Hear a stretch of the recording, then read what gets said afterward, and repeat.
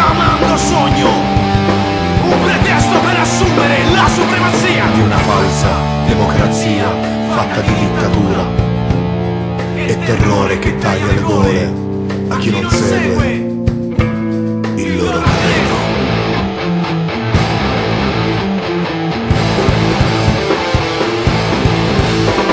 E asporto l'imperialismo, spacciandolo per un angelo portatore di pace e tendendo le loro armi verso innocenti colpevoli di non essersi inginocchiati alla loro sete di sangue nero. La terra trema e le anime cadono.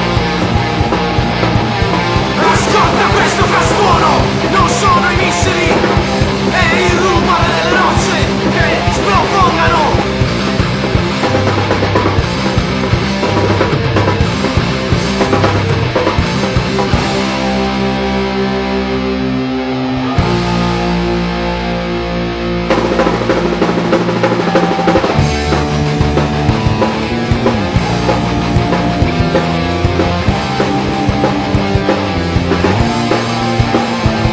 Riascolta questo frastuono, non sono i missili, è il rumore di chi lotta contro la libertà di un mondo intero che vuole ottenere in un pugno divino, nascosto dietro la maschera che prosciuga volti tenebrosi, chiamando sogno, un pretesto per assumere la supremazia.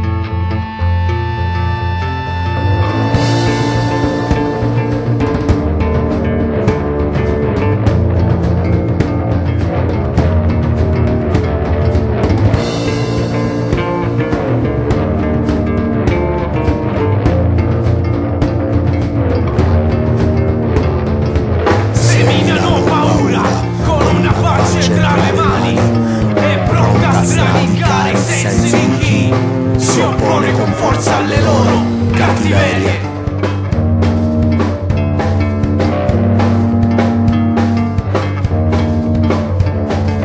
Credici, non sono missili, sono bugie astratte dalle stelle e dalle strisce e da chi li segue come schiavi, e da chi li segue come schiavi.